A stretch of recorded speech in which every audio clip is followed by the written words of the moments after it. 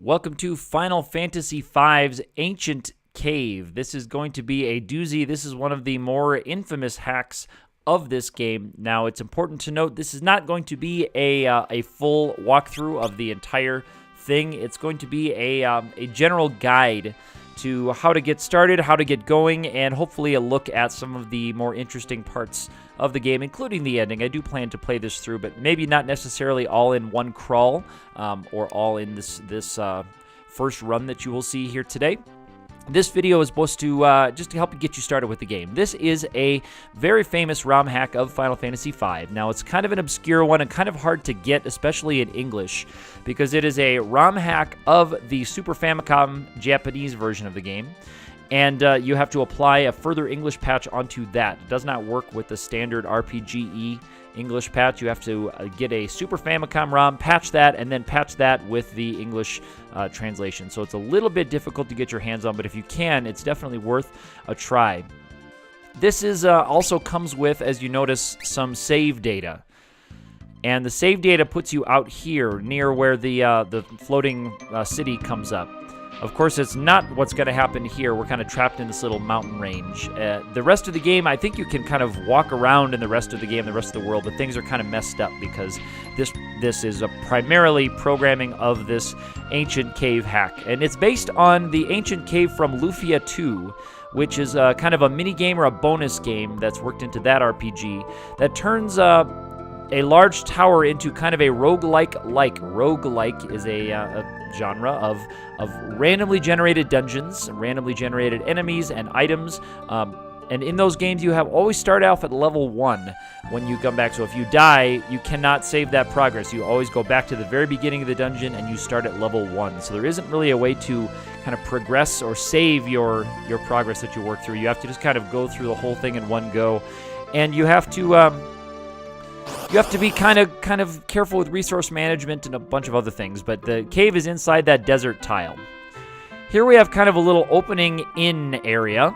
You notice we have some jobs and some abilities from this save file. The save file, by the way, you do have to also get to start this one. Otherwise, it will try to start a new game on you that will just be all messed up. You can't really play through the game. But you see this passage is not connected as of right now. It's not connected as of right now. It will be in just a moment. But let's look at some of the things we can do. We can play with some of the mechanics of the game.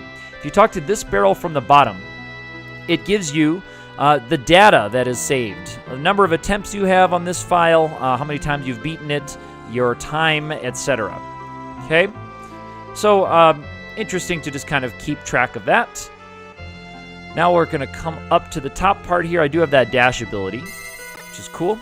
This second barrel, this alters your auto sort. So when it flashes blue, your item auto sort is the default setting. When it flashes green, the top 4 rows of your items do not auto sort when you go to sort your things. So if you want to move some stuff up to the top, you can keep things up at the top if you want it there. And that comes into play because time is very much of the essence in this game. A real-time timer is very important. So we're going to go to our default here for now. This one here, this barrel, lets you rename your character, and the letters are in kind of a funky order because it's all translated. We're just going to go with AC for Ancient Cave, but you can come back and rename the lead characters many times as you would like. This jar sets your number of escapes. If you hear the hit sound effect as we just heard, that sets your number of escapes to 0, so the Brave Blade will be fully charged up. That running sound sets the number of escapes to 255, so your chicken knife will be fully powered up. Both of these chests are locked right now, but they will not be in just a moment. This jar does nothing. This barrel, according to my guide, is supposed to allow you to skip every other floor of this dungeon, which can let you get through it faster, but you would miss a lot of valuable items. So it's not really what I would want to work on, not really what I would want to do. This one allows you to get no experience from the game, which I am going to say no thanks. And this one says never gain any abilities. I'm also going to say no thanks. You can really, I guess, tank up the difficulty of your game. This guy tells us what this game is all about. This cave is loaded with magic items and jobs. Be sure to visit often. And you'll notice on the font, does not use the same text font that the RPGE translation does. It uses I believe the font that in the Japanese version of the game is built in when they need to use Roman characters and well, of course, Arabic numbers to describe things. So these letters, this alphabet is built into the game, and that's what they use for this one. Okay, this frog gives us the very important reset to level 1.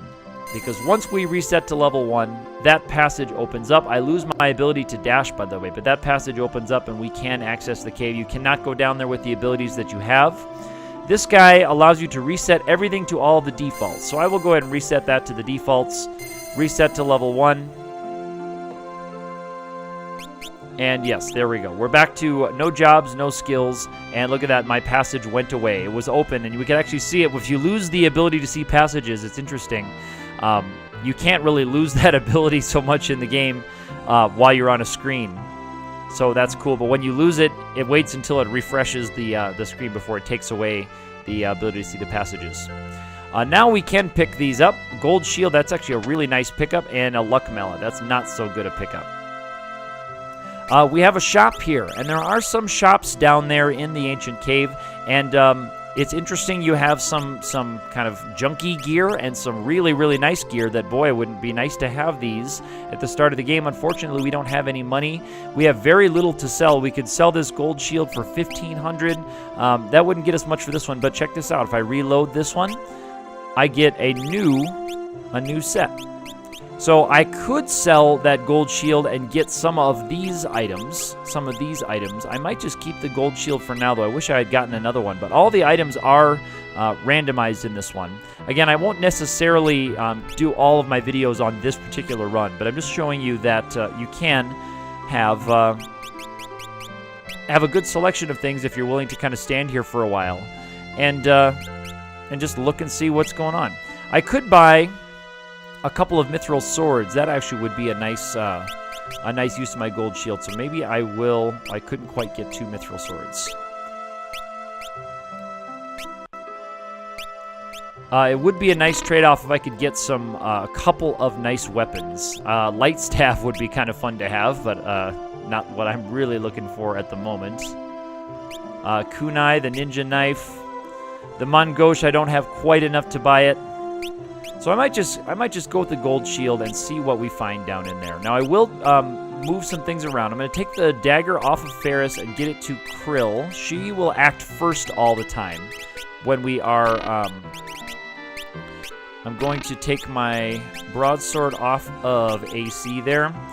Put on Ferris. Because of agility, these characters are going to act in a specific order until we start changing their jobs. So I'm going to try to get the good weapons in the hands of the characters who are going to be acting first. And he'll just have the gold shield to pop up. He won't really have anything. Lena just has the knife, which is the very, very weak knife that she starts with in the game.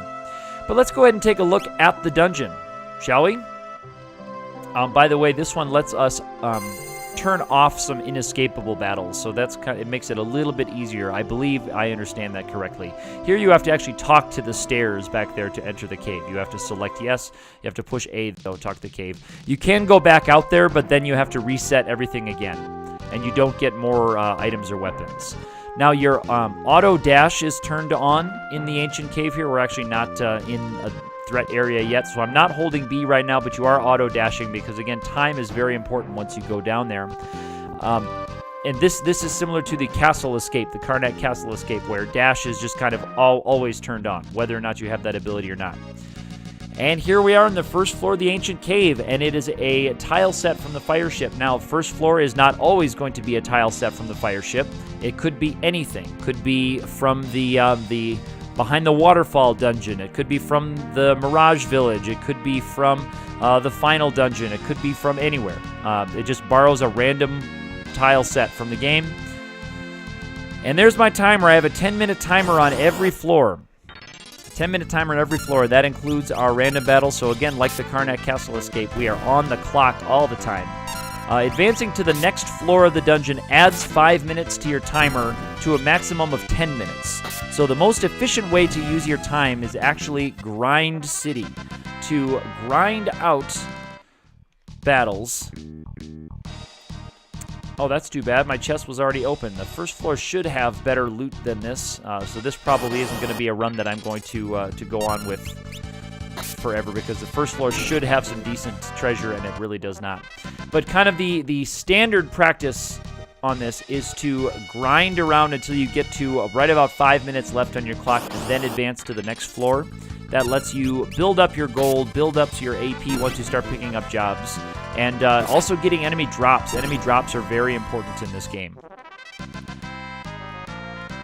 And so there's a level up all the way around, and a cotton robe. See, that piece of free armor is nice because right now we've got, as you can see, nothing except that gold shield that we picked up. Now, again, this first floor should have some chests, but just one that's already open. But you can pick up jobs and abilities in those chests. So that's how you learn abilities, and that's how you unlock new jobs, are picking them up in chests. So you can really get some nice stuff earlier in the game. As you can see, that gold shield that I picked up for AC there, my main character, is really quite a nice upgrade. And he only gets one attack because he's sitting on a gold shield. But look at that, a mithril axe and bronze armor right there. So now I can really upgrade some of my characters. So we have some really nice equipment. You could call it late game equipment popping up here in the very, very early game. And I will advance to the second floor after this battle. I'm not going to show you all of the grinding that's required to get to the next couple of floors here. And once you get to a certain point in the game, grinding really does kind of go out the window. But some very important resource management things in this game. Your hit points and your MP, there are very few places to recover those. So it's good to pick up abilities if you can. And it's lucky if you can get some of those jobs that have these abilities. That can kind of drain MP and HP for free. So things like Dancer or Dragoon that can pick up free MP especially, because there aren't very many places where you can recover. There are some recovery pots, some recovery jars or whatever, but they have a limited number of charges, unfortunately. So there's the monk job. Now, this is an important choice because once you change your character to a job, you cannot change back to the bear class or to the freelancer class until you actually pick up the freelancer class. So I'm going to wait before I trade out of my monk job because right now I'm really liking having access to the weapons that I have. But these are decisions that you have to make in real time, as you can see. I pick up that monk job and I have to kind of decide, do I want to try to pick up some AP with that monk now, or what? What do I want to try to do? Now, here's some enemies that are a little bit over-leveled for where we are at this point in the game. Definitely not going to do that much damage with, with AC there, with Butts, or Barts. So that one I needed to get out of. And again, this might not be a successful run, but that's okay. I'm just trying to show you the basics of this one.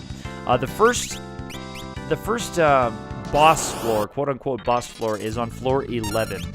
I'm not sure we'll get there here in part 1 because we've run a few minutes already, and I'd like to get this one finished up pretty quickly here. But this is the very first few floors of the Ancient Cave. You can see no run is guaranteed, and some runs you can really run into something like that. Now, I would guess that there's a decent treasure protected by those 3 Bandersnatches, but right now I just don't have the guns to take that one down. So we'll take a look at the next floor, and then we'll probably finish up for this one. I'll be back with another series set in this series later on in the dungeon when you can see us after having charged up a little bit.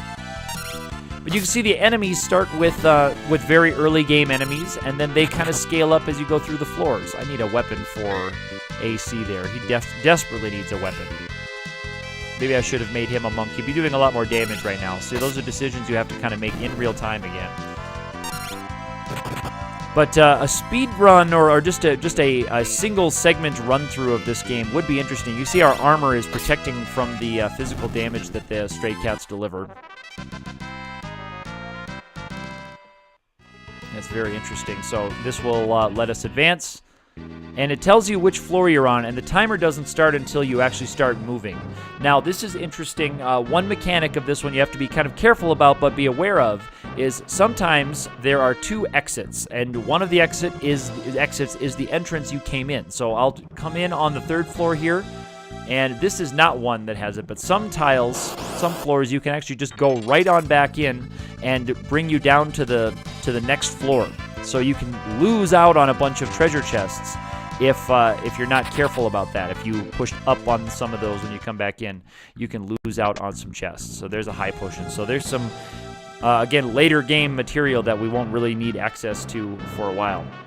But that's going to draw to a close the first part of the Ancient Cave. This would get you started on the Ancient Cave. Explains all of the things in that kind of opening lobby, I guess, the welcome lobby with the mini people and the frogs protecting it. And I guess the Exdeath Castle lava tile set is as good a place as any to call this one to a close. If you did like this video and want to see more of this series, do hit that thumbs up button. Subscribe if you have not already. Get in touch with me on social media, especially Twitter, where I am also active_8. Check out my other YouTube channels, Sticky Bleachers, my retro sports ROM hack channel that I do with my friend Bob. Also, Classics and Bits and Classical Bits, a couple of public domain literature and public domain music channels in the 8-bit and 16-bit theme, just like this one here. Until next time, we will see you back in the Ancient Cave.